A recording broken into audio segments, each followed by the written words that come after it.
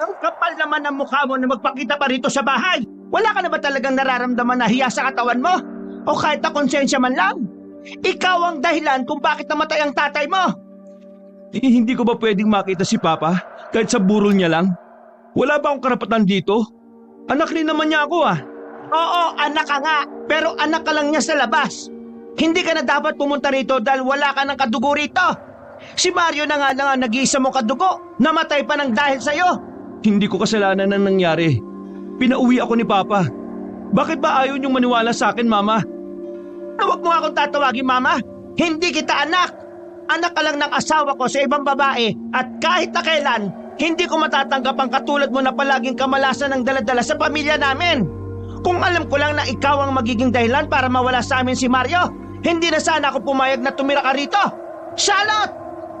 Grabe naman kayo sa akin. Akala niyo ba kayo lang ang nasaktan? Akala niyo ba kayo lang ang nahihirapan sa pagkawala ni Papa? Oo na, kasalanan ko na. Isisi niyo sa akin ang lahat. Pero sana naman, hayaan niyo ako makita si Papa kahit sa mga huling sandali niya lang dito sa mundo. Ang kapal ng mukha mong gustuhin na makita siya, ikaw nga ang dahilan kung bakit siya nawala. Paano ba natitisyon, ha, Tobias? Bakit ba ang kulit niyong matanda ka? Hindi ko nga kasalanan ang nangyari. Bigla niya akong pinauwi sa kalagitnaan ng paglalakbay namin. Hindi ko naman alam na may masamang mangyayari nun. Dahil kung alam ko lang, ay hindi ko naman siya iiwan eh. Kung talagang mahal mo ang tatay mo, kahit anong sabihin niya, hindi mo siya iiwan. Kung talagang gumagana yung utak mo, alam mong maraming aswang pero iniwan mo pa rin. Dahil nga ang sabi niya, hindi niya ako kailangan. Ang sabi niya, may iba siyang makakasama. Kahit na ano pang gawin mong dahilan, ikaw pa rin ang dahilan kung bakit siya namatay. Pinauwi ka niya para makaligtas ka. Kasalanan mo ang lahat ng ito. Ang mabuti pa, umalis ka na rito. Eto, ayan, sa'yo na yung mga biskwit na yan. Ibaon mo sa paglalayas mo. Ayan, yan na lahat yan. Isaksak mo sa baga mo. Ang sama-sama talaga ng ugali niyo. Kahit kailan ay... Ano? Sasagot ka pa? Ha? Ayan! Ano? Masakit pa? Mamumulay ang pisngi mo kakasampal ko pag hindi ka tumigil, ha? Tama na! Hindi niyo ako pwedeng saktan! Tuluyan nang hindi nakapagpigil si Tobias. Kinuha niyang muli ang balde ng biskwit at hinagi sa ginang. Wala nang pakialam si Tobias kung tamaan ng mga nakikipaglamay sa tapat ng bahay. Gulat na gulat ang ginang. Hindi nito inakala na sasabog ng ganon ang binata. Matagal na ako nagtitipis sa pagiging reyna-renahan mo ah. Baka nakakalimutan mong matanda ka. Mamamahay ni Papa ang bahay na yan. At hindi naman kayo kasal ni Papa kaya wala kang pakialam kung diyan pa rin ako tumira. Subukan mo akong pagbawalan ulit na pumunta rito. Ipapalit kita kay Papa sa kabaong. Nanlaki ang mga mata ng ginang sa narinig. Dire-diretso naman ang binata papasok ng bakuran at saka lumapit sa kabaong ng ama. Kahit nagbubunga nga pa si Pasita ay wala na siyang pakialam. Ang mahalaga na lamang sa kanya ay ang makita si Mario na kanyang ama. Kilalang manunugis ang ama ni Tobias sa kanilang lugar. Marami nang natugis na aswang ang tatay niya na naging dahilan para maging sikat ito sa nakararami. Si Tobias ang kasakasama ni Mario sa tuwing meron silang dapat itumbang aswang. Kaya nga lang, medyo minala sila ng madali na mga aswang si Mario. Ang pagkakaalam ni Tobias ay nadumog ng aswang ang kanyang ama. Yun ang sabi ng ilang manunugis na naghatid ng labi ng lalaki. Sa pagkawala ng kanyang ama, sinabi niya sa kanyang sarili na hindi siya papayag na hindi siya makakaganti. Huwag kang mag-alala pa. Igaganti kita. Uubusin natin ang mga aswang na yun. Bumuntong hininga na lamang si Tobias. Pinukulan niya ng tingin ang kanyang stepmother na tangkasanang lalapit sa kanya. Tumigil ang ginang sa takot na pagbuhatan na siya ng kamay ni Tobias. Tumigil ka na ha. Igalang natin ang burol ni Papa. Naglakad na palabas ng bakuran ng binata. Nagsarado na lamang ang kanyang kamao nung mga sandaling yun. Nanggigigil siya na may halong pighati. Masyado kasing biglaan ng lahat kahit ang iba rin nilang kapwa manunugis ay nagtaka rin sa nangyari. Habang naglalakad sa hindi malamang direksyon, napadaan si Tobias sa bahay ng kanyang kaibigan na si Elman.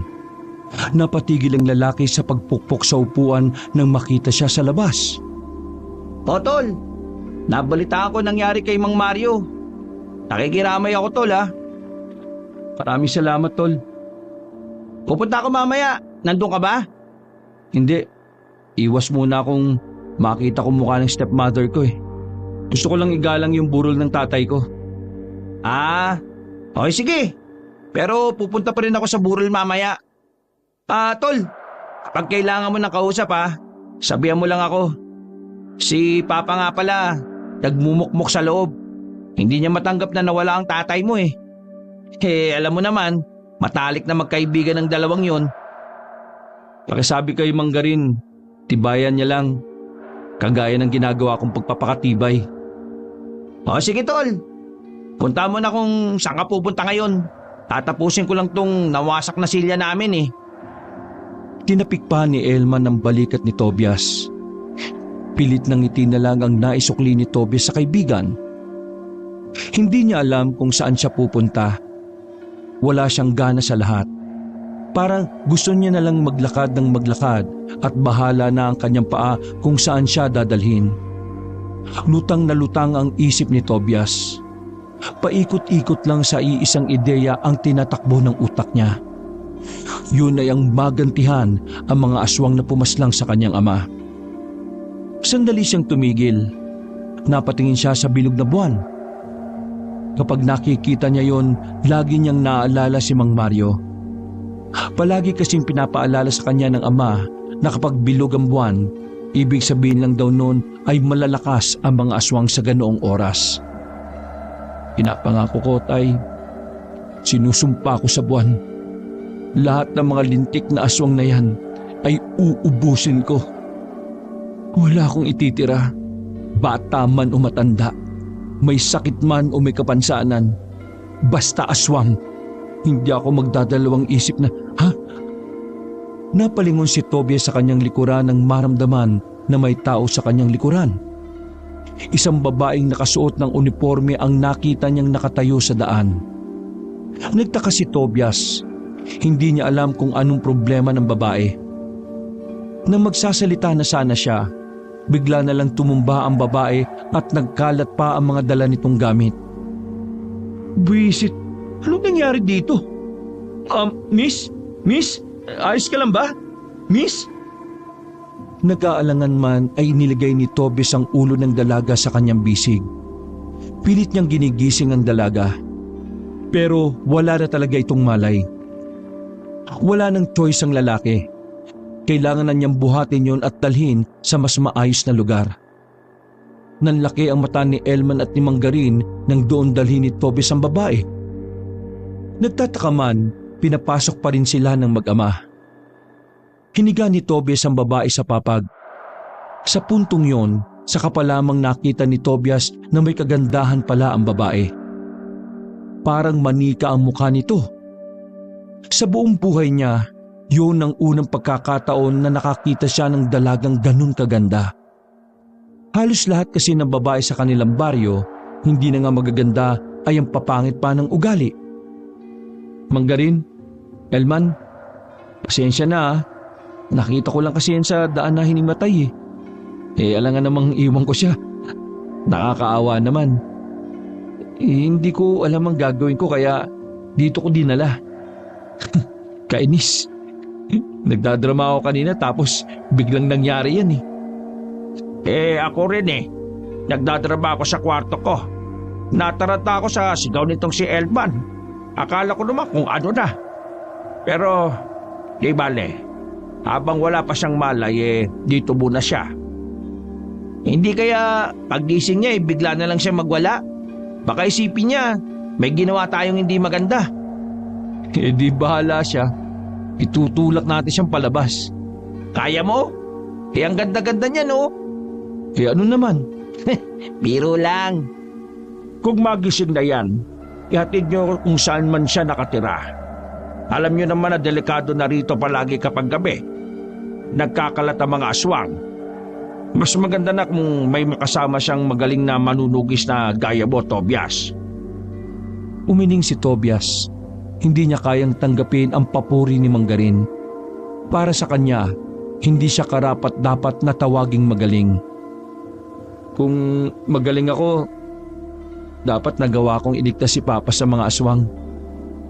Lumapit sa kanya si Manggarin at inakbayan siya. Huwag mong sabihin yan. Hindi mo naman kasalanan ang nangyari. Ang mahalaga, buhay ka. Baka kaya ka pinauwi ni paring Mario dahil ramdam niyang mapapahamak ka. Ngayon, nasa sayo na kung susundan mo ang yapak niya. Pa, masyado pang magulo yung utak niyang si Tobias. Huwag na muna nating siyang i-pressure na pumalit kay Mang. Susundan ko ang yapak ni Papa. At pinapangako kong pagbabayarin ko ang pumaslang sa kanya. Uubusin ko ang mga aswang na yan. Bumuntong hininga si Tobias.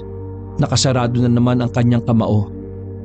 Nagtimpla na lamang si Manggarin ng kape para pakalmahin ang nag-aalab na damdamin ni Tobias.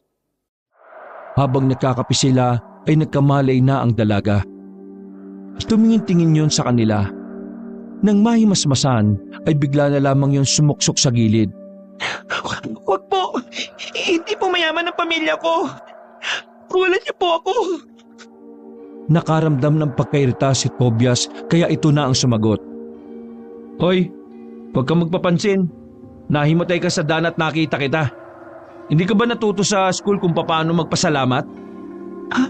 Nahimatay ako sa daan? Bingi ka ba? Kasasabi ko lang eh. Tol, kalma. Bakit init ang dugo mo sa babae? Ewan ko, naiirita ako. Iha, totoo ang sinabi niya. Dinala ka niya rito kasi nahimatay ka daw sa daan. Pasalamat ka kasi siyang nakakita sa iyo. Kasi kung aswang ang nakatsyempo, naka, baka absent ka na bukas sa eskwelahan din niya. Parang nakaramdam ng hiya ang babae. Naliwanagan na ito sa sinabi ni Manggarin. Maraming salamat. Hindi ko kasi matandaan eh. Ang alam ko lang naglalakad ako. Pasensya ka na ha. May pinagdaraanan kasi itong kaibigan ko eh. Pero saan ka pa nakatira? Para maihatid ka namin. Ihahatid niyo ako? Oo, delikado na kasi sa daan eh. Baka hindi mo lang alam sasabihin ko na sa'yo. May mga aswang nang gumagala-gala. Mga manunugis ang target nila. Pero delikado pa rin para sa sibilyan na makadaupang palad sila. May usap-usapan na pati mga sibilyan binibiktima nila. Kaya ko naman ang sarili ko eh. Maraming salamat na lang. Hindi mo kaya ang sarili mo. Hinimatay ka nga eh. Wala kang nagawa. Iha, magpatid ka na sa kanila. Mababait naman ang dalawang ito. Hindi sila bastos o manyak tulad ng ibang lalaki dyan. Isa pa, itong si Tobias, natural na sa kanya na tumulong kasi manunugis yan. Naman, ba't sinabi mo pa? Kumamot ulo na lamang ang ama ni Elmar. Saan ka ba nakatira? Ituro mo na kaagad para makauwi ka na. Parang nagdalawang isip pa ang babae. Pero nang makita nito si Tobias na parang naiirita na, agad na rin itong nagdesisyon. Sige, ihatid niyo na lang ako. Nakatira ako sa San Pablo eh. Araw-araw lang akong naglalakad kasi wala naman akong perang pamasahe. Malayo na yun Hindi ka ba natatakot? Hindi. Sanay naman ako tsaka… Babae ka pa rin. Mukha ka ring mahina. Huwag kang makampante sa paglalakad ng nag-iisa Hindi sa lahat ng oras, swerte ka. Tama siya, miss. Marami nang nabibiktima ngayon ng mga aswang at hindi na malabong mangyari sa iyo ang bagay na yon. Kaya para makaiwas ka, iwasan mo maglakad ng mag-isa, lalo na kung gabi. Maraming salamat sa paalala niyo. Kaya mo na ba maglakad? Ihatid ka na namin. Kaya ko na naman na. Bay dapat lang. Lumabas na sila ng bahay. Ihahatid nila ang babae sa kung saan man yun nakatira. Para kay Tobias, isang malaking abala yun sa kanya. Pero wala siyang magawa. Konsensya niya kung may mangyayari sa babae, tapos wala siyang ginawa. Mahaba-haba na ang nilakad na magkaibigan nang maalala nila na hindi pa pala nila kilala ang babae. Kaya naman hindi na nagdalawang isip pa si Elman na itanong yon. Mukha naman kasing walang balak si Tobias na malaman ang pangalan ng dalaga. Miss, ano nga pala pangalan mo? Tawagin niyo na lang akong Leonora. Leonora? Ang ganda naman ng pangalan mo. Porque kapangalan lang ng dati mong syota, maganda ng pangalan. Utot mo. Natatawa at nahihiya na lang si Elman. Hindi niya inakala na babarahin siya ni Tobias. Samantala, masuring nagmamasid naman si Tobias sa kanilang nadadaanan. Hindi naman sa kinakabahan siya. Sadyang hindi na kasi niya alam ang daan na tinatahak nila. Yun ang unang pagkakataon na nagawi sila sa direksyon na yun. Kaya naman hindi niya maiwasang hindi maging mapuri sa paligid. Hindi naman sobrang liblib ang nadaanan nila. Marami pang halaman sa gilid pero kadalasan sa nadadaanan nila ay palayan. Ganun pa man, hindi naging kampante si Tobias. Palim siyang nagdala ng punyal. Para kung sakaling may aswang na humarang sa kanila, may pwede siyang ipanlaban. Ganito kalayong nilalakad mo tapos sasabihin mong ayos ka lang? Hindi mo ba talaga alam ang nangyayari sa probinsya natin? Hindi naman kasi ako lumalabas palagi eh. Lalabas lang ako kapag may pasok. Tsaka doon sa amin, walang TV, walang radyo, wala rin kaming kapitbahay. Yung kalugar namin, ilang metro ang pagitan mula sa bahay namin. Marami nang inabala at pinerwisyo ang mga aswang para lang sa kaalaman mo ha. Isa na nga roon ang tatay ko. Bakit? Anong nangyari sa tatay mo? Pinatay siya ng mga aswang. Natamemi ang dalaga sa narinig. Wala naman kasi sa mukha ni Tobias na namatayan ito. Kaya hindi inaasahan ni Leonora na ganoon ang sasabihin ng binata. Kaya nga delikado na maglakad sa labas ng ganitong oras. Hindi ko alam kung matapang ka lang talaga o sadyang wala ka lang talagang alam sa paligid mo. Pasensya na talaga, wala akong alam. Pero nakikiramay ako sa pagkawala ng papa mo. Sana ayos ka lang. Pep, change topic, Leonora. Malayo pa bang bahay ninyo? Medyo masakit na kasi ang tiyan ko eh. Malapit-lapit na rin. Ayos. Makakapaglabas na rin ng sama ng loob. Uy, nakakaya ka naman. Makikitay ka pa sa ibang bahay. Okay lang. Para makapag-iwan ako ng remembrance ko dun. Nag-peace sign na lamang si Elman sa kanya. Mga ilang sandali lang, narating nila Tobias ang bahay ng babae. Di katulad sa mga nadaanan nila, ang parteng yun na ng lugar ang medyo liblib. Kakaunti lang ang poste ng ilaw. Dahil base kay Leonora, hindi pa lubos na dinideklarang baryo o barangay ang lugar nila. Ayan na yung bahay namin. Pasensya na, medyo maliit lang. Ayos lang. Ang malaga pwede akong dumumi. Ay, oo, sandali, tatawagin ko lang si Lola. Lumapit ang dalaga sa pintuan at mahinghing kinatok ang pinto. Wala pang ilang sandali ay bumukas na rin ang pinto at bumungad ang matandang babae na puti na ang buhok. Bakit ngayon ka lang nakauwi?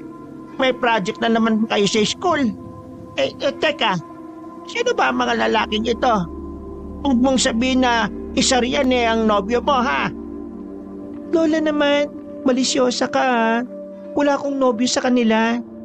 Nagmagandang loob lang sila na ihatid ako. Magandang gabi ho. Nakita ko po kasi siya na hinimatay sa daan. Ako lang ang naroon kaya tinulungan ko po siya. Nang magkamalay siya, sabi ko ihahatid namin siya dahil delikado nga ang daan. Maraming salamat sa inyo kung ganon. Ito kasing si Leonora kapag napapagod yan talaga minsan hinihimatay yan. Paano? Wala naman kasing masakyan na papunta hanggang dito sa amin. Kaya wala siyang magagawa kundi araw-araw na maglakad. Pero maraming salamat talaga sa inyo mga iho. Lola, mawalang galang na po. Pero, pwede bang makigamit ng banyo? Banyo ka pa? Pwede naman makigamit. Dumiretso ka lang ha. Huwag kang lilingon sa kahit saan. Basta, diretso ka lang. May tawag sila sa ganyan focus sa goal. Ngumisi na lamang si Tobias dahil sa pagiging makulit na matanda. Gustong-gusto na niyang umuwi ng mga sandaling yon, pero habang naghihintay siya kay Elman, naging interesado siya bigla sa lugar na yon. Sa hindi kasi malamang dahilan, parang nakaramdam si Tobias ng kakaiba. Palagay niya, dapat siyang mag-usisa sa lugar na yon. Sa dami na kasi ng lugar na napuntahan nila ng kanyang ama, parang yun na lang yata ang lugar na hindi niya alam. Leonora, anong tawag sa lugar ninyo?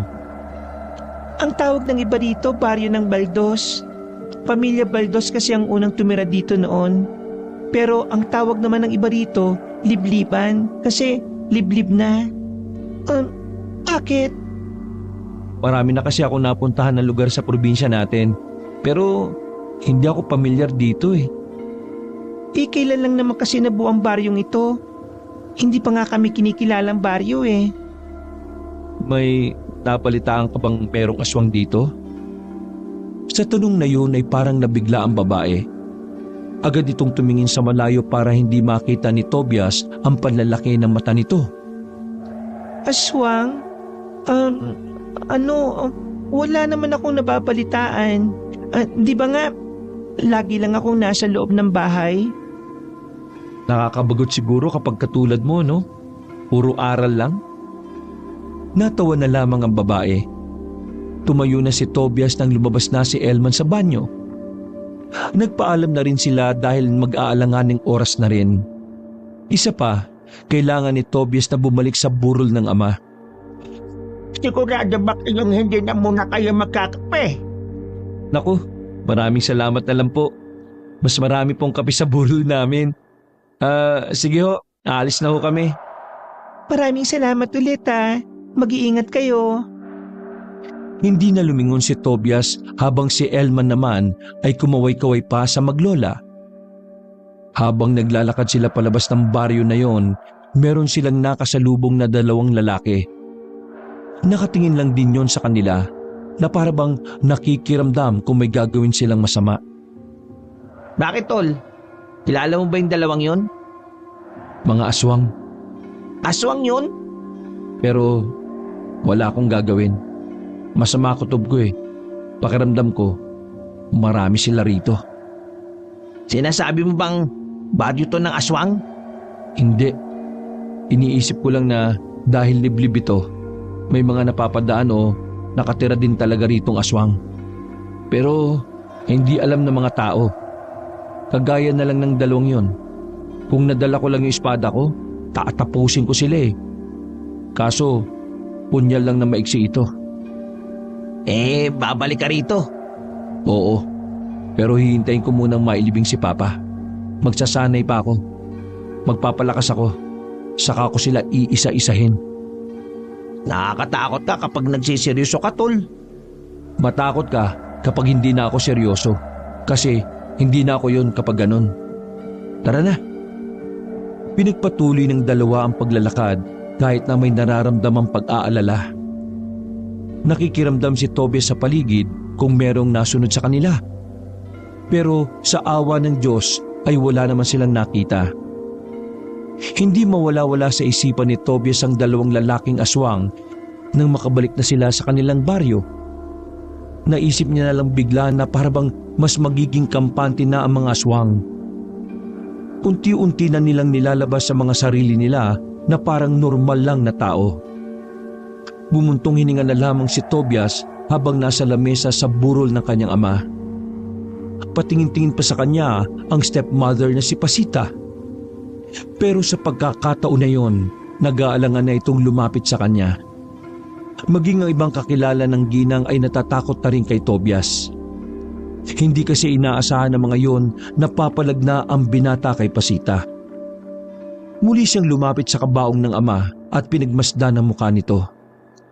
Nakita niya na parang nakasimangot o malungkot ang mukha ni Mario. Lalong nanikip ang dibdib ni Tobias. Palagay niya kasi ay hindi pa talaga handa ang kanyang tatay na mawala sa mundong ito. Nakaramdam na naman ng galit ang binata, pero mas lumalamang ang sakit sa kanyang puso. Pagkatapos niya ron, nagtungo na muna siya sa isa pa nilang bahay. Ang bahay na pinundar ng kanyang ama para pagtaguan ng kanilang mga gamit. Ang bahay na yon ay nakatirik sa dulo ng baryo, na kung saan ay wala ng gaanong tao na nagagawi roon. Kinuha niya ang kanyang espada na nanggaling pa sa ilalim ng papag.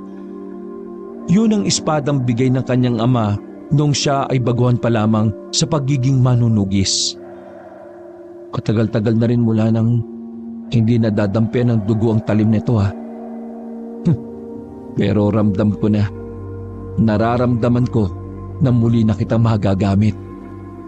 Hinalikan niya pa ang kahabaan ng espada. Pinagmasdan niyang maigi ang talim nito.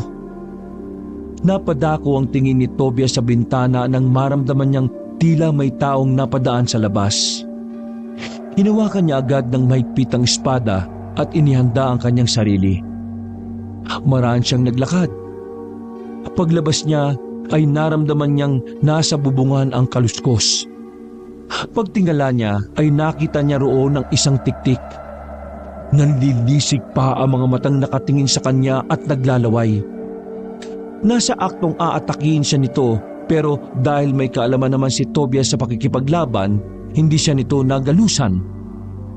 Agad na nataga ni Tobias ng espada ang tiktik.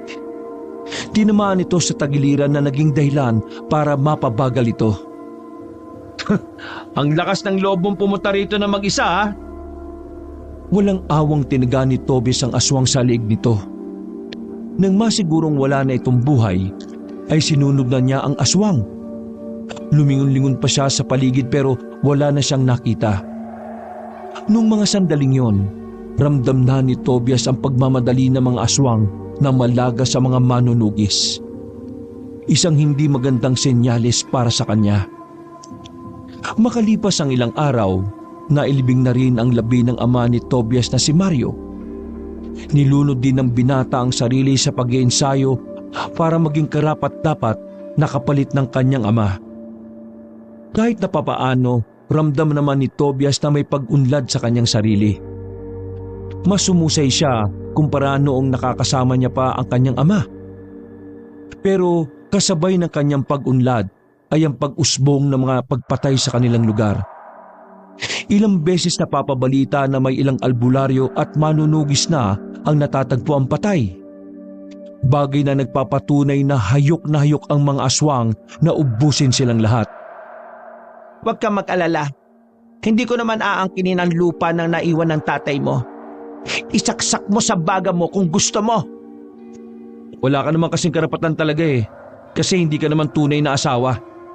Itong bahay lang ang pwedeng mapunta sa'yo. Wala naman na akong pakialam sa bahay na ito eh. Kasi mabubulok na rin. Hindi ba pwedeng hati tayo sa lupa? Napangisi si Tobias. Noon pa man alam na niyang naghahangad din ang ginang sa mga maiiwan ni Mario. Hindi. Bakit? Sino ka ba? Ibibigay ko ang lupa sa tao makakapagpalago ng sakahan ni Papa. Kanino mo naman ibibigay ha? Sa mga kamag-anak mong hilaw? Wala ka na ron. Basta hindi sa'yo. Nanggagalaiti ang ginang sa sinabing yon ni Tobias. Pero wala namang yung magawa. Sa batas, si Tobias lang talaga ang may karapatan sa lahat ng ari-arian na naiwan ng yumaong ama. Nagtungo si Tobias sa tirahan ni Manggarin at anak nitong si Elman. Sakto naman na nagpapahangin lang sa bakuran ang mag-ama noong mga sandaling yun. Pumasok si Tobias at saka nakangiting inabot ang papel kay Manggarin. Ano ito? Mga papeles yan ng lupain ni Papa. Bakit mo sa akin ibinibigay? Ikaw lang po kasi ang nakikita kong pwede magpatakbo ng sakana na iwan niya eh. Sayang ang mga pananim doon. Sagana pa naman. Wala rin kasi akong alam sa ganyan eh. Ikaw lang yung kasakasama ni Papa sa sakahan. Kaya naisip ko na baka kaya mo kong tulungan sa bagay na ito. Sa iyo ko po ipagkakatiwala ito. Huwag po kayo mag-alala. Maghahati po tayo sa mga kikitain. Napatayo si Manggarin sa kanyang kinauupuan. Hindi ito makapaniwala. Sigurado ka ba, Tobias? Wala namang problema sa akin kung may kikitain ako. Ang akin lang mahalaga ito sa papa mo. Hindi ba mali na ipaubaya mo ito sa hindi mo naman kadugo? Parang kadugo ko na rin naman kayong dalawa ni Elman. Matalik na kaibigan ho kayo ni Papa. Matalik na kaibigan ko rin naman si Elman. Kayo ang laging nandyan sa amin kapag may problema kami. Kaya wag na ho kayo magtaka na mas may tiwala pa ako sa inyo kaysa sa mga kamag-anak ko. Ay nako, Diyos ko. Itong taong to, huwag ka mag-alala, iho. Gagawin ko ang lahat para maging maganda ang takbo ng sakahan natin. Maraming salamat to, Manggarin. Naging maganda naman ang pagpapatakbo ni Manggarin sa sakahan sa mga unang linggo. Masaya si Tobias. Dahil sa wakas, mas mapagtutuunan niya ng pansin ang pagtugis niya sa mga aswang. Hindi na siya humingi ng alalay sa mga kapwa nila manunugis. Mula nang mamatay ang kanyang ama, nawala na siya ng tiwala sa mga kapwa nila. Hindi man lang niya kasi nakitaan ng parehong interes ang mga ibang manunugis. Parang natakot pa nga ang mga yon na kalabanin ng ibang aswang. Pero wala nang pakialam si Tobias kung may sumama man sa kanya o wala. Ang mahalaga na lang sa kanya ay mapatay ang mga aswang. Naglalakad si Tobias patungo sa libliban noong mga sandaling yon. Babalik siya sa lugar kung saan nakatira ang dalagang si Leonora. Dala-dala niya ang kanyang gamit. Talagang mukha siyang manunugi sa mga sandaling yon. Habang naglalakad papasok sa libliban, nakasalubong niya ang matandang si Esang. Madilim na ang daan pero katakataka na nasa labas pa ang matanda. Nagkatinginan sila at napatigil. Iho, di ba isa ka sa nagatid sa apo ko? Tama ako, hindi ba? Opo, tama po. Ano ginagawa mo rito? Pupuntahan mo ba si Leonora? Natutulog na. Iba po ang pakay ko. Iho, sabihin mo nga sa akin, ano ka ba talaga? Tumingin ng seryoso ang lalaki. Hindi na niya itatago pa ang tunay niyang katauhan. Isa po akong manunugis ng aswang. Anak ng dating pinakamagaling na manunugis na pinatay rin ng mga aswang. Marios, Bakit po? wala naman. Sige po, tutuloy na po ako. Hahanapin ko pa yung mga aswang sa lugar na ito. Hindi na nagsalita pa ang matanda. Baka sa mukha nito ang labis na pag-aalala at kaba.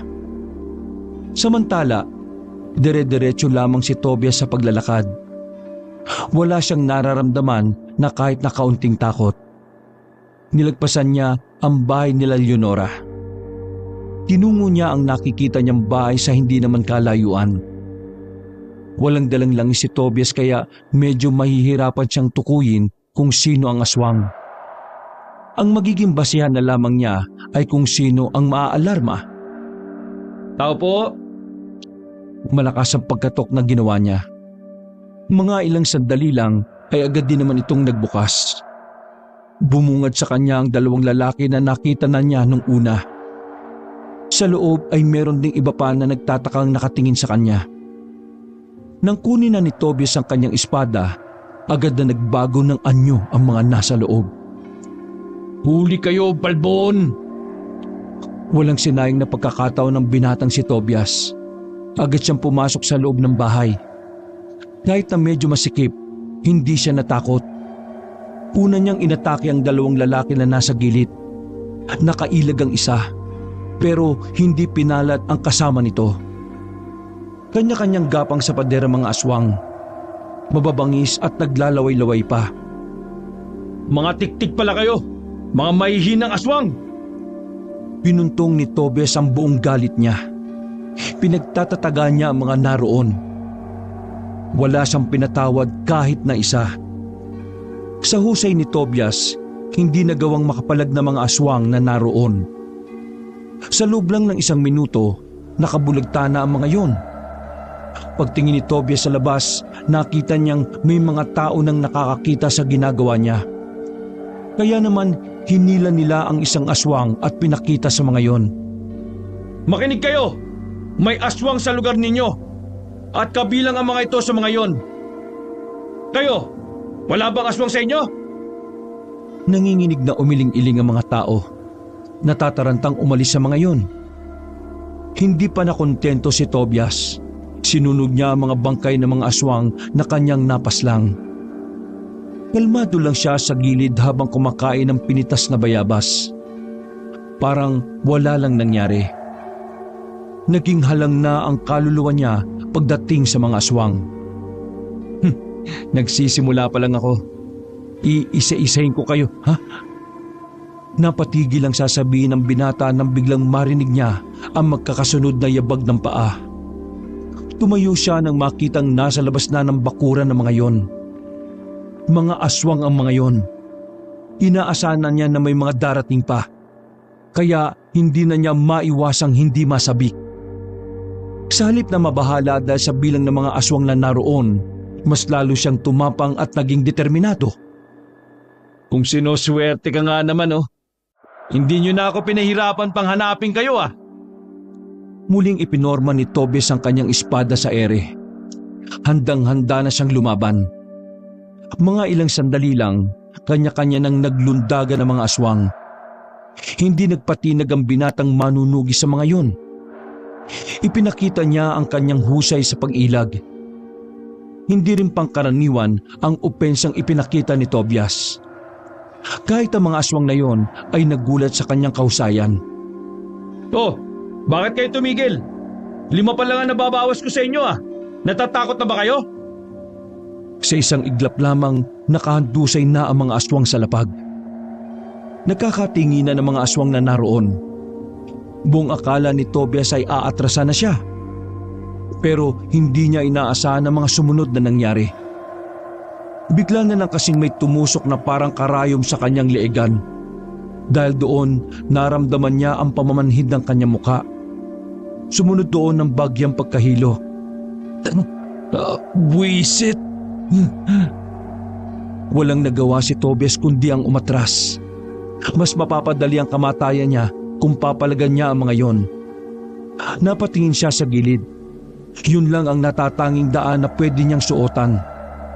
Kahit na bahagyang nahihilo, hindi nagdalawang isip si Tobias na tumakbo papunta sa halamanan. Tumalon siya roon. Mabuti na lang ay nakakapit siya, kaya hindi siya natumba. Susuray-suray na tumakbo si Tobias papasok ng kagubatan. Pagtingin niya sa likuran ay nakasunod pa rin ng mga aswang. Habang tumatakbo, nararamdaman niya ng parang kaunting-kaunti na lang ay babagsak na siya. Umiikot na rin ang kanyang paningin. Wisit! Malas! Nang malapit na niyang maipikit ang kanyang mga mata, ay naramdaman na lamang niya na may malambot na kamay na humawak sa kanya.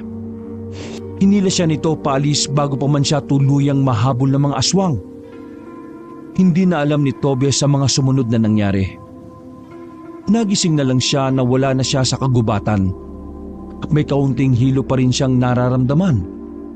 Pero wala na ang pamamanhid ng kanyang muka. Sinubukan niyang bumangon. Nakita niya si Leonora sa gilid. Habang ang matandang si Esang naman ay nagpipiga ng bimpo. Leonora? Kami ang nagligtas sa iyo ni Lola. Ano bang nangyari sa akin? Hinahabol ka ng mga aswang. Mabuti na lang ay naabutan ka namin ni Lola. Merong nakatusok sa liig mo eh. Karayom yun na binabad sa lason. Lason? Nalason ako? Huwag kang mag-alala. Natanggal na namin ang lason sa katawan mo bago pa ito kumalat. Ligtas ka na, iho. Tobias, isa ka palang manunugis. Pero hindi ka dapat pumupunta rito na mag-isa. Kung inakala mo na mahihina ang mga aswang dito, nagkakamali ka. Hindi man sila mabamangis, pero marami silang alam na pwedeng gamitin sa tao. Matatalino ang iba sa kanila. Yan ang dahilan kung bakit muntikan ka nang mamatay sa lason. Alam mo na may mga aswang dito pero wala kang sinabi sa amin bago pa kami pumunta rito. Hindi na nakasagot pa si Leonora nang marinig nilang may mga kumakatok sa pintuan. Base sa boses ng narinig nila ay galit na galit ang nasa labas. Nako, nandito na sila, Leonora. Langis, ipahid mo sa kanya. Dali-daling pinahid ni Leonora ang kulay asul na langis. Walang nagawa si Tobias kahit na ayaw niya ang amoy nito. Halika rito. Dito ka magtago. Hindi, lalabanan ko sila. Hindi mo sila kakayanin. Sige na, halika na. Pwersahan siyang hinila ng babae. Dahil bahagya pa siyang nahihilo ay madali siyang naipasok sa aparador ng dalaga. Binuksan ng matandang si Esang ang pinto. Agad na pumasok ang isang lalaking payat at namumutla ang muka. Medyo maangas ang tindig at boses nito. Mula sa maliit na butas sa aparador ay kita ni Tobias na mga aswang yon.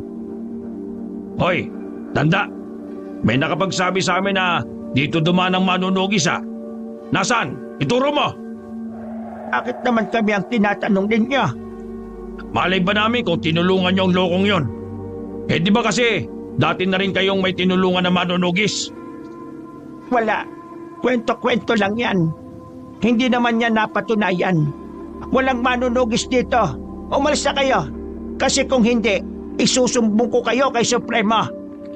Kapag napatunayan ko na tinatago niyo ang manunugis dito, hindi kami magdadalawang isip na idamay kayo. Wala akong pakialam kahit na isa ka sa pinakamatandang aswang ng henerasyon. Inamoy-amoy pa ng lalaking si Topper ang bahay. Pero dahil sa langis na pinahid ni Leonora kay Tobias ay hindi nila naamoy ang manunugis sa aparador. Inis na umalis sa mga aswang na yon. Nang masiguro ng maglola na wala na ang mga yon ay saka na nila pinalabas si Tobias. Pero bigla na lang kinuha ni Tobias ang gunting na nasa gilid. Wala ang kanyang espada kaya yun na lamang ang kanyang dinampot. Aswang kayo? Aswang din kayo?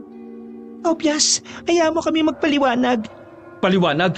Anong paliwanag ang sasabihin nyo? Niloko nyo ako. Pare-pareho lang kayo mga aswang na magagaling manlinlang. Nasaan ang espada ko? Tayin ko kayo. Iho, kumalma ka. Hindi kami ang mga aswang na dapat mong kalabanin.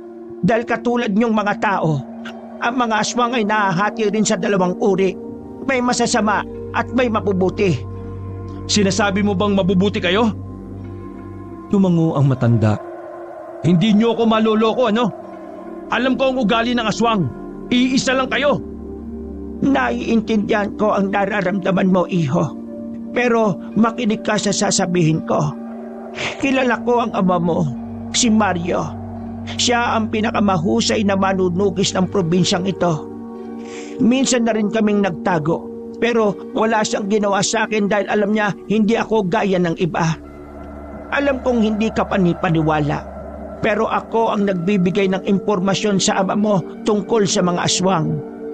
Noong araw bago siya mamatay, nagkausap kami. Sinabi ko sa kanya kung ilan ang mga aswang, ang mga pangalan ng mga opisyal ng aswang, mga kuta kung saan at kung ano-ano pa. Manahimik ka! Huwag mo nang bilugin ang ulo ko. Kaming dalawa ni Lola ang kumamot kay Mang Mario bago siya mamatay. Natamimi si Tobias sa kanyang narinig nang si Leonora na ang nagsalita.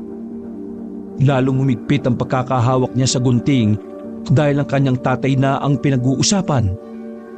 Hindi totoong kumakalat sa baryo nyo na si Mang Mario ay pinatay ng mga aswang. Alam kong alam mo na hindi siya basta-basta mapapaslang ng mga aswang, Tobias. Tao ang pumaslang sa iyong ama, hindi aswang. Anong sinasabi niyo? Hindi namin alam kung bakit siya pinaslang. Pero nung sandaling pinuntahan niya kami habang naghihingalo siya, sinasabi niya sa amin na kilala niya ang mga pumatay sa kanya.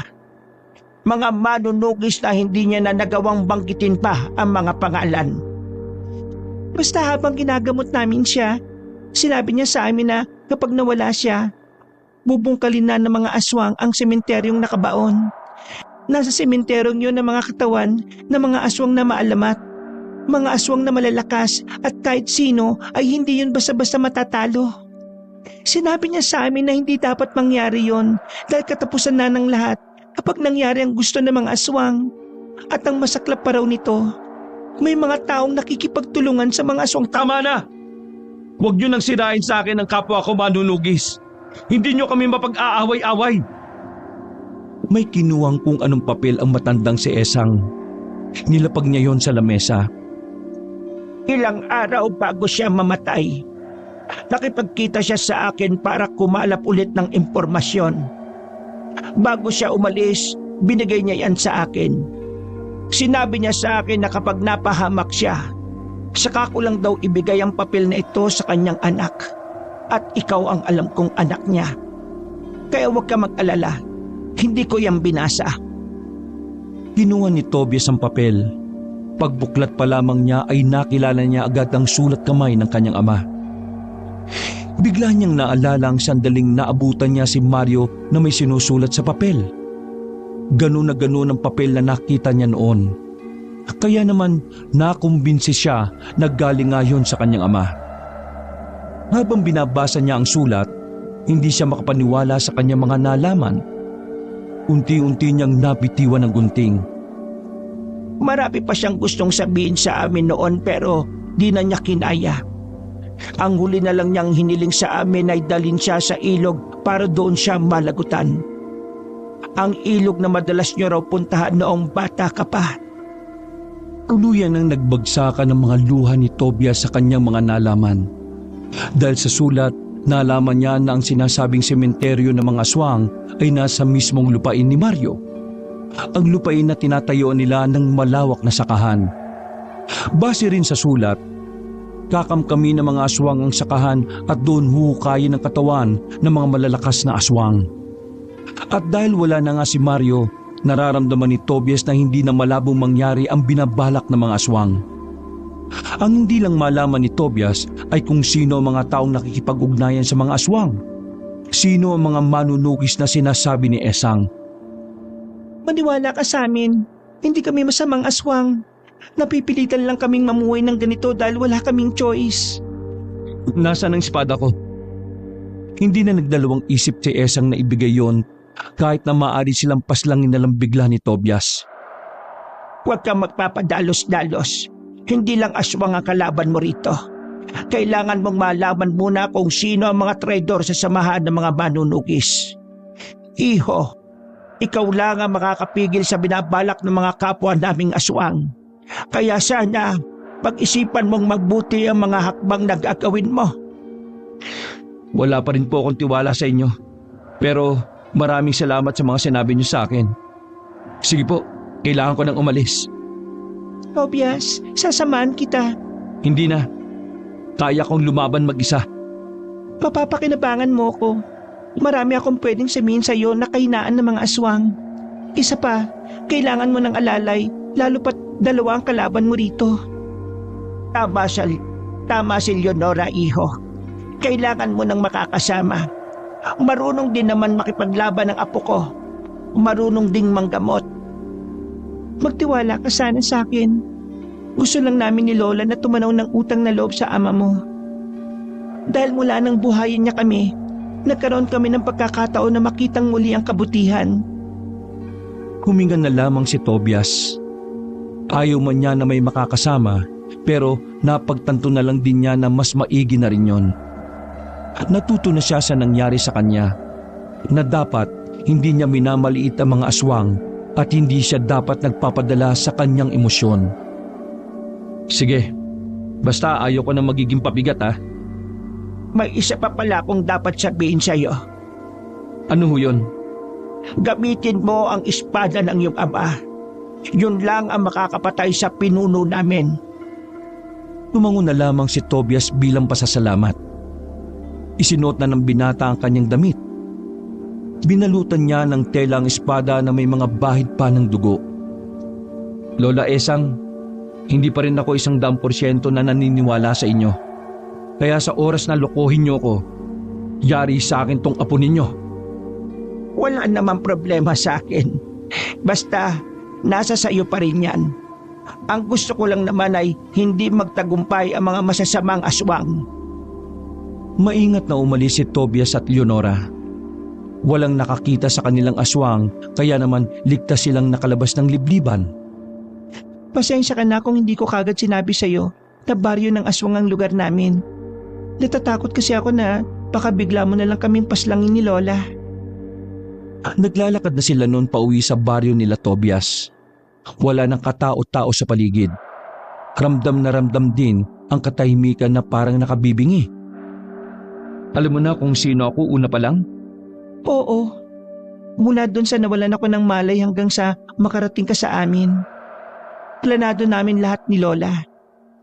Pagtangka namin yun na sabihin sa iyo ang totoo, kaso nung gabing yun, kita ko na hindi mo pa kayang umintindi dahil masakit pa sa iyo ang lahat.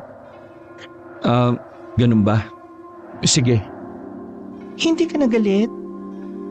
Gusto mo ba makita kung paano ko magalit? Huwag na. Nanahimik na ang babae sa mga sumunod na sandali.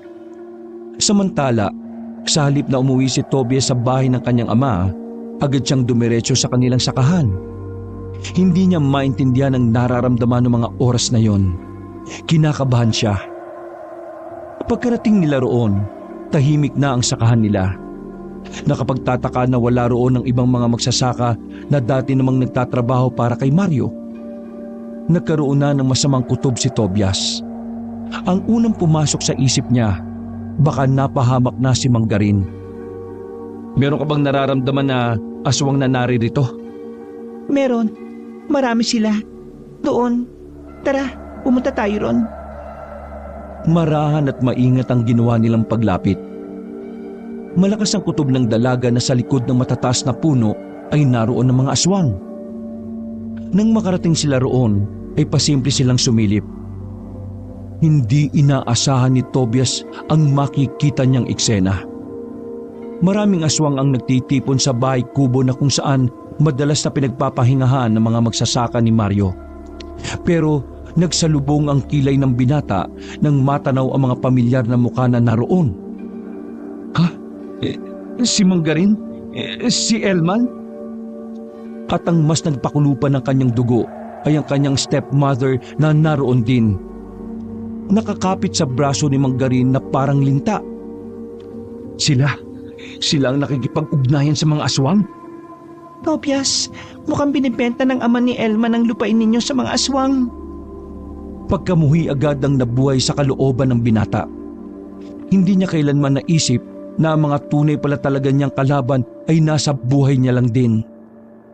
Naiiyak sa galit si Tobias, lalo na sa katotohanan pati ang kanyang kaibigan na si Elman ay matagal na siyang pinagmukhang tanga. Buong buhay niya, akala niya ay sinsero ang pakikipagkaibigan nito sa kanya. Ang lupain pala ang matagal ng hangat na mag-ama. Tobias, gagawin natin. Pipigilan ba natin sila? Hindi. Hahayaan ko muna mangyari ang gusto nila. Mas magandang hindi nila alam na may alam na ako. Tara, umalis na tayo. Nagmamadaling umalis ang dalawa roon. Wala nang pakialam si Tobias kung naibenta na ni Manggarin ang lupain ng kanyang ama. Ang mahalaga, alam na niya ang susunod niyang gagawin. Tumungo siya sa bahay na pinagtataguan nila ni Mario ng kagamitan nila. Kinuha niya ang espada ng kanyang ama. Sa lahat ng espadang nakita niya, yun lang ang pinakamaganda para sa kanya. May disenyo yung dragon sa katawan at ang hawakan nito ay may nakaukit na pangalan ng kanyang yumauring ina. Hindi ko alam kung karapat-dapat ko bang gamitin ang espada na ito. Pero para sa kapakanan ng mas maraming tao, inararangal kong hawakan ito bilang pansamantalang akin. Tobias, kakalimutan palang sabihin ni Lola. Tingnan mo sa kabila ng hawakan, naroon na rin ang pangalan mo. Nang iikot ni Tobias ang hawakan ng espada, ay nakaukit nga roon ang kanyang pangalan. Napayak na lamang ang binata. Niyakap niya ang espada. Dapat pala, hindi ko na sinabi. Umiyak ka tuloy. Lumapit ang dalaga kay Tobias. Tinapik-tapik nito ng mahina ang balikat ng lalaki. Mahal na mahal ka ng papa mo. Nung pumunta pa siya sa amin, lagi kanyang nababanggit. Pero bakit hindi niya sinabi sa akin ang tungkol sa sementeryo ng mga aswang? Dahil ayaw kanya madamay dito. Ayaw niyang magulong buhay ang danasin mo. Sa totoo lang, ayaw nga ng papa mo na sumunod ka sa yapak niya eh. Maraming salamat sa mga impormasyon na sinabi mo sa akin. Pero dito ko na lang muna sa bahay na to. May pupuntahan lang ako. Kakausapin mo ba yung mag-ama? Tumango na lamang ang binata. Dala-dala ang espada ng kanyang ama ay naglakad siya patungo sa kinaroroonan nila Elman at Manggarin. Nang nasa tapat na siya ng bakuran, nakita niya si Elman na pasipol-sipol habang nagpapakulo ng tubig.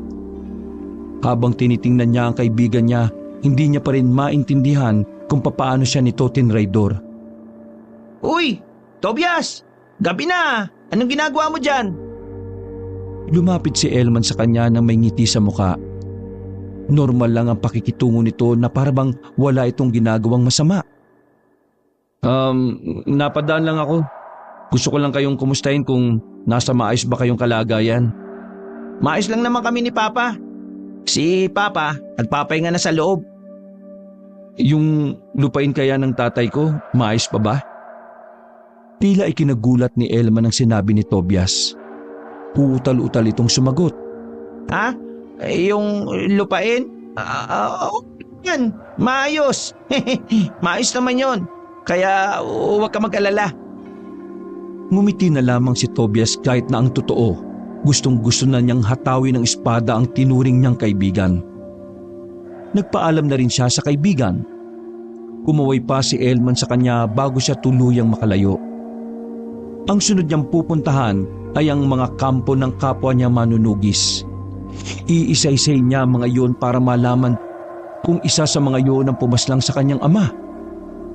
Pagdating niya, naabutan niyang nagiinuman ang ilang manunugis.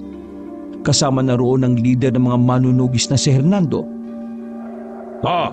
Tobias, napadalaw ka. Long time no see ah. Hindi sana long time no see kung dumalaw lang kayo sa burol ng tatay ko eh. Yun ba? Pasensya ka na. Nakatanggap kasi kami ng tip na maraming aswang sa norte kaya ayun, mas inuna namin yon. Seryoso ka ba? Isang malakas at mahusay na manunugis ang namatay pero inuna niyo pa ang mga aswang? Yun naman ang dapat eh. Maraming inosente ang mapapahamak kapag... Biglang hinugot ni Tobias ang espada ng kanyang ama. Nanlaki ang mata ni Hernando nang mapansin na espada yun ni Mario. Tobias, anong ibig sabihin nito? Nagulat ang lahat nang makita nilang nakatutok na sa liig ng pinunong manunugis ang espada. Pagugot ka pa lang na espada, dapat alam mo na ang sagot sa tanong mo. Pero hanggang sa itutok ko sa iyo to, nagtatanga-tangahan ka pa rin? Ibaba mo yan, Tobias. Hindi yan magandang biro. Maging ang ibang manunugis doon ay nakikiusap na kay Tobias. Pero wala siyang pinapakinggan. Simpleng sagot lang naman ang gusto kong marinig sa inyo eh. Siguraduhin mo lang na magugustuhan ko ah. Sino sa mga kasamahan natin ang pumaslang sa tatay ko? Ano ka ba? Di ba pinaslang siya ng mga aswang? Bakit mga kasamahan natin ang sumagot ka na maayos? Nagtukunan ng kaunti ang leeg ni Hernando nang ibaon pa ni Tobias ang espada. Sino sa mga nandito ang pumatay kay Papa? Sumagot ka na maayos. Kung hindi, tutuluyan na kita. Sa takot na mas bumaon pa ang talim sa lalamunan, napilitan na lamang na umamin ang matanda. Oo na. Amin na ako. Kasama ako sa pumaslang kay Mario. Pero hindi ko naman talaga gusto yun eh. Nasilaw lang ako sa pera. Agad na nag-init ang ulo ni Tobias. Humigpit ang hawak niya sa espada. Pero hinintay muna niya kung sino-sino ang mga nakasama ni Hernando. Ang mga kasama mo? Sino-sino? Si Umeng, si Dando, at si Duroy. Sila! 4 kami! Nagkukuluan ng iba nilang kasamahan sa kanilang mga nahalaman. Habang ang 3 nabanggit naman ni Hernando ay hindi na makatingin ng diretsyo. Bakit niyo pinaslang si Papa? Dahil sa pera. Nasilaw lang kami sa pera. Sinong nag-utos sa inyo? Si Paring Garin, siya ang nag-utos sa amin. Pinapatay niya si Mario sa amin. Alam mo ba kung bakit gustong mamatay ni Mang Garin si Papa? Ha? Hindi. Ang sabi niya, naiinis siya. Gusto niyang mawala si Papa para makuha ang lupain. Ibebenta niya sa mga aswang dahil ang lupain na yon ay libingan ng mga malalakas na aswang. Dahil sa ginawa niyo ay malalagay sa alanganin ng buong probinsya. Kapag nabuhay nila ang mga aswang doon ng sabay-sabay, katapusan na natin. Hindi mo ba naisip yon? Hindi. Kailangan ko rin kasi ng pera eh. At saka masyadong bida-bida ang tatay mo. Nalalagay kami sa alanganin ng dahil lang sa... Nagulat ang lahat sa ginawa ni Tobias. Nakita na lang nila na sumirit na ang dugo ni Hernando sa leeg. Sa ginawa ni Tobias, natakot ang tatlo pang kasama ni Hernando. Pero hindi yung pinatawad ni Tobias. Dinaplisan niya sa hita ang tatlo dahil may naisip siyang gawin dito. Kayong tatlo, hindi ko kayo tutuluyan. Pero huwag kayong umasa na mabubuhay kayo. Kayong lahat dito, kung gusto niyong maligtas sa mga kamag-anakan niyo, ay sumama kayo sa hangarin ko. Pipigilan nating mabuhay ang mga aswang na nakalibing sa lupain namin. Nakuha ni Tobias ang tiwala ng iba pang manunugis. Ginapos nilang tatlong traidor na manunugis. Habang si Hernando naman ay tinakpan na nila ng dahon ng saging. Walang umalma sa pagkamatay ng kanilang pinuno dahil nakasaad sa kanilang batas na kung sino man ang magtatraidor ay bitay o kamatayan ng kapalit. Kinabukasan, isang nakakagulat na balita ang pumutok sa kanilang baryo. Patay na ang pinuno ng mga manunugis. Pinaalam ng samahan na si Hernando ang pumatay kay Mario. Sa nangyaring yun, naging aligaga ang mag-amang Elman at Garin. Samantala, nabuo na ang plano ni Tobias. Alam na niya ang gagawin pagsapit ng gabi. Kinahapunan, pinuntahan ni Tobias si Elman. Gusto malaman ni Tobias kung ano ang nararamdaman ng mag-ama. At kagaya ng kanyang inaasahan, wala sa wisyo ang dalawa. Hindi makausap ng maayos. Bagay na ikinatuwa ni Tobias dahil nagmumukhang tanga si Elman at Mang Garin sa kanyang harapan. Mang Garin, palagay ko nakakuha ko ng hustisya. Ang saya-saya ko. Hindi ko akalain na ang totoong pumaslang sa tatay ko nasa paligid ko lang pala. Ay, ganun ba? Mabuti naman at nalaman na rin natin kung sino ang may sala. Ay nako, pambihira talaga yang si Hernando. Mabuti nga sa kanya yan. Baka sa kilos ni Mang Garin ang pagiging aligaga, pero nanatili lang si Tobias na kunwari ay walang alam. May dala po akong pagkain. Tara, kumain tayo. Kailangan po nating i-celebrate ang tagumpay na ito. Walang nagawa ang mag-ama nang pumasok na si Tobias ng kanilang bahay. Inilatag ni Tobias ang litsong manok na binili niya pa sa kabilang baryo. Siya na rin ang nagsandok ng kanin para sa dalawa. Tol, maraming salamat ha. Hindi na kami mag-uulam mamayang gabi. Walang anuman. Hindi naman na kayo ibang tao sa akin eh. Sige na, kumain na tayo. Nakangiti si Tobias sa dalawa. Wala pang ilang minuto nang kainin ni Elman at Mang Garin ang manok ay nakaramdam na rin ng pagkahilo ang dalawa. Hindi kayo ibang tao sa akin. Kaya naman gusto kong iparana sa inyo ang kakaibang sakit. Napangisi na lamang si Tobias. Walang kamalay-malay si Elman at Mang Garin sa kanilang sasapitin. Matapos ipakuha ni Tobias ang mag-ama ay pinuntahan naman niya ang ginang na si Pasita. Pinatulog niya rin yon at dinala. Pagsapit ng gabi, nagtungo na rin si Tobias at Leonora sa sakahan na pagmamay-ari ni Mang Mario. Nagtayo sila ng pansamantalang kubo sa gitna mismo ng lupain. Sa loob ng kubo ay naroon ang ibang miyembro ng manunugis. Habang sa labas naman ng kubo ay naroon si Aling Pasita, Mang Garin at Elman. Kapwa sila nakagapo sa nakabaon na kawayan. Tobias, kailangan ba natin gawin yan sa kanila? Walang kapatawaran ang ginawa nila sa tatay ko. Huwag ka mag-alala. Hindi naman tayo ang papas lang sa kanila eh. Ha? Ibig mo sabihin? Maya-maya, darating na ang mga aswang para simulan ang pagbubungkas sa mga nakabaon sa sementeryo. Yang tatlong yan ang magiging hapunan nila. Naglakad palapit si Tobias sa kinaroroonan ng tatlo. Wala siyang nararamdaman na awa sa mga yon kahit na ano pa ang sabihin nila. Tol, kawalan mo na ako rito. Napilitan lang naman ako sumama kay Papa eh. Hindi ko talaga gusto pangyari yun. Nakita kita kagabi. Kasama ka sa pagbenta ng lupain sa mga aswang. Sobrang saya mo nga nang tumanggap kayo ng pera eh. Ngayon, sabihin mo sa akin na hindi mo ginusto. Kasi laban na Elman. Hindi siya makikinig sa'yo. Tobias, hindi ako nagsisisi sa ginawa ko sa tatay mo. Kahit napatayin mo ako rito, wala kang maririnig mula sa akin na sorry. Inggit na inggit ako sa tatay mo eh. Binata pa lang kami, nasa kanya na lahat ng pabor ng mga tao. Siya ang sikat, siya ang matalino at magaling. Inagaw niya sa akin ang mama mo. Lahat na lang ng dapat sa akin ay napunta sa kanya. Tama lang ang ginawa ko. Masyado na siyang pumapapel sa baryo. Siya na ang kinikilala ng bayani. Habang ako walang nakakakilala sa akin. Kahit na anong gawin kong pagpapakahusay sa panggagamot, wala pa rin. At lahat ng yon ay dahil sa ama mo. Hindi niya kasalanan kung mababang uri ka. Tapos siya hindi. Nilamon ka ng inggit mo. Ikaw ang may kasalanan kung bakit ka naging ganyan. Kaya wala kang karapatan na inagaw niya ang lahat sa'yo. Wala akong pakialam kung humingi ka ng tawad o hindi eh. Dahil mas magiging masaya pa ako kung matitikman mo ang impyerno kasama ng mga mahal mo sa buhay. Ganun naman kasi, sabi ko na kasi sa iyo kagabi, pagkuha natin ng pera umalis na tayo ng baryo. Ayan tuloy ang nangyari sa atin. Isa ka pa, Pasita. Wala kang kwentang tao. Minahal ka ng tatay ko ng totoo.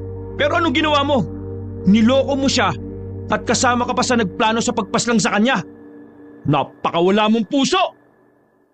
Hindi makapagsalita ang ginang. Hiyang-hiya ito at tila nawala ang angas sa muka. Maya-maya pa ay sumenyas na rin si Tobias sa isa nilang kasamahan. Nagbuhos ng isang balding dugo ng baboy sa harapan ng tatlo.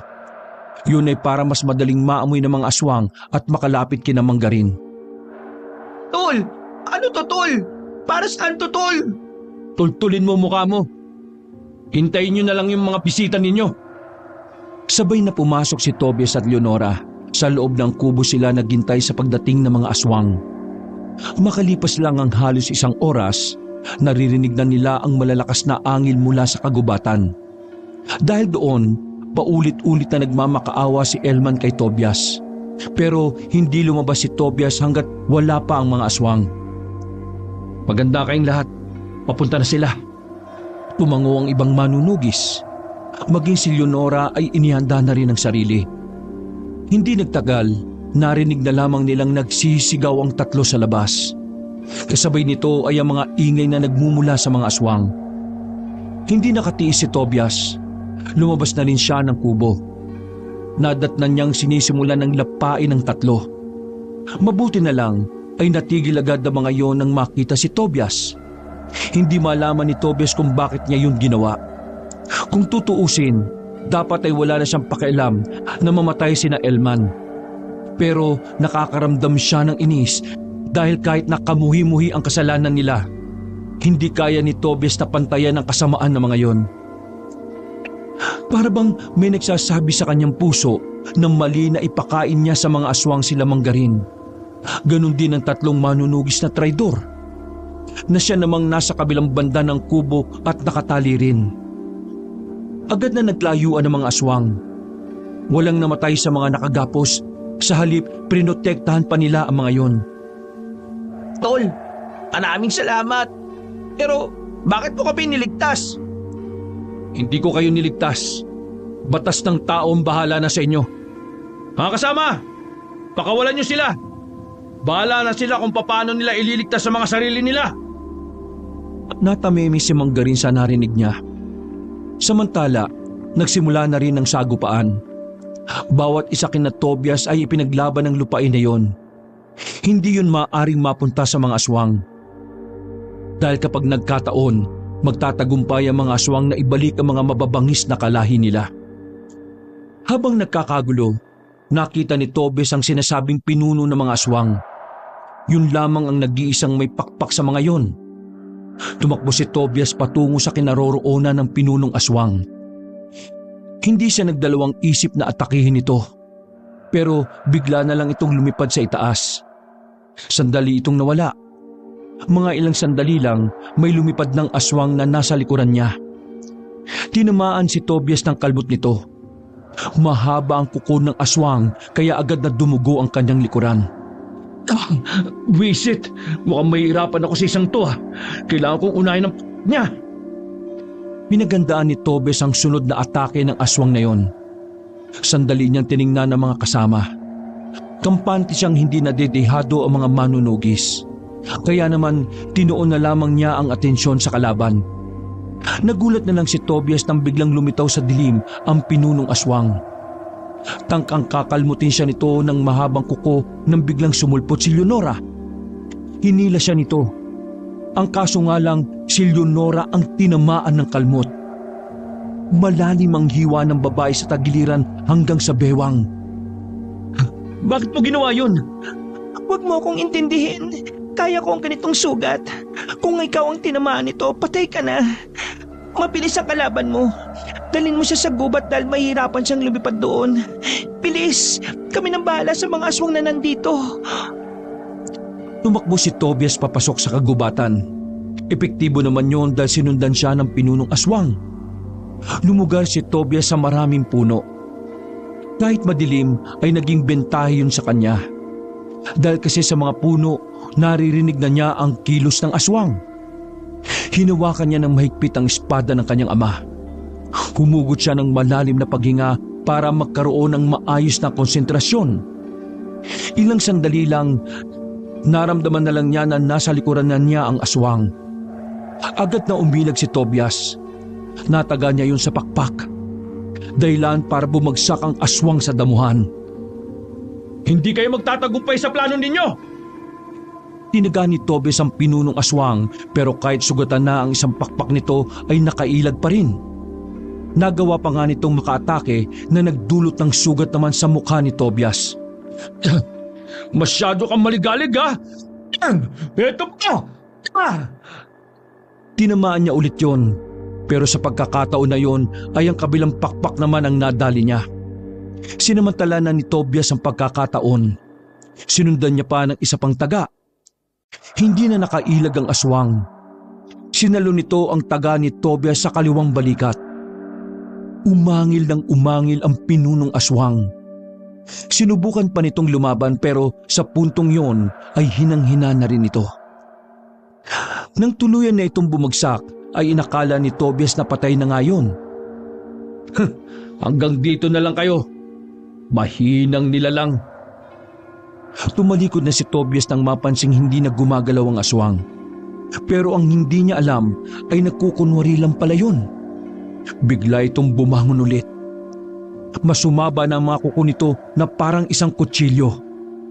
Nasa aktong itatarak ng aswang ang mga kuko sa likuran ni Tobias pero pagharap niya ay naroon na si Elman. Ito ang sumalo ng dapat ay para kay Tobias. Agad na sinalo ni Tobias ang pabagsak na si Elman at pinukol naman ng espada ang pinunong aswang. Tinamaan yun sa ulo na naging dahilan ng tuluyan nitong pagkamatay. Elman! Mas mahalaga sa akin ang buhay mo kaysa sa buhay ko, tol. Hindi ako humihingi ng kapatawaran. Hindi ko yun deserve. Pero gusto kong malaman mo na may parte ng buhay ko na totoong tinuring kitang kapatid. Elman! Uy! Tata! Ang ginawa yun! Tuluyan ng bumitaw ang binata sa kamay ni Tobias.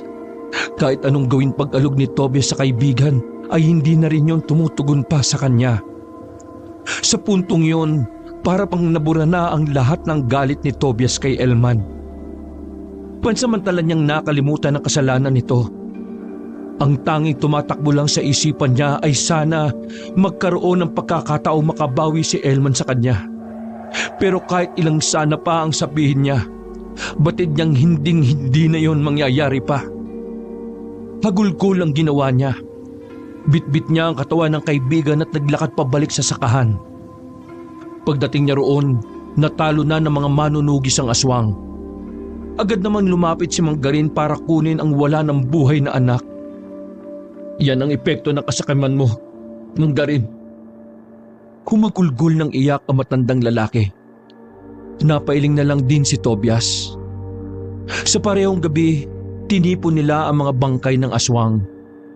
Sinunog nila yon sa iisang lugar. Pagkatapos, binungkal na nila ang sakahan. Tumambad sa kanila ang mga puntod na hinihinalang malalakas na aswang. Para hindi na yun mabuhay pa ng ibang aswang, pinagsama-sama nila ang mga buto sa isang drum. Sinilaban din nila ng apoy. Nagtagumpay si Tobias sa hangarin na mapigil ang mga aswang sa masamang layunin. Kinabukasan din naman, kusang sumuko si Manggarin at pasita sa mga pulis. Inamin ng mga ito ang pagpaslang kay Mario na ama ni Tobias. Tuwang-tuwa naman ang mga tao sa baryong yon nang pumutok ang balitang nanalo sila sa laban. Ganun pa man, hindi pa rin maiwasan ni Tobias na manghinayang sa mga buhay na nawala. Lola Esang, Leonora, maraming salamat sa mga sandaling inasikaso niyo ang tatay ko. Maraming salamat din sa tulong niyo sa akin. Hinding-hindi ko kayo makakalimutan. Kung makapagsalita ka naman, parang namamaalam ka na. Giging abala na kasi ako eh. Dadayo na ako sa iba't ibang probinsya para ubusin pa ang mga natitirang aswang. Masaya kami para sa iyo. Alam ko rin na proud sa iyo ang papa mo. Huwag ka mag-alala, iho. Palagi lang kaming nandito para tulungan ka. Para sa kapayapaan ng lahat. Maraming salamat po, Lola Esang. O sige po, mauna na po ako. Kumaway na lamang si Tobias sa maglola. Bit-bit ang kanyang espada, handang-handa na siyang maglakbay para simulan ng ubusin ang mga aswang sa buong Pilipinas. Wakas. Ang kapal naman ng mukha mo na magpakita pa rito sa bahay. Wala ka na ba talagang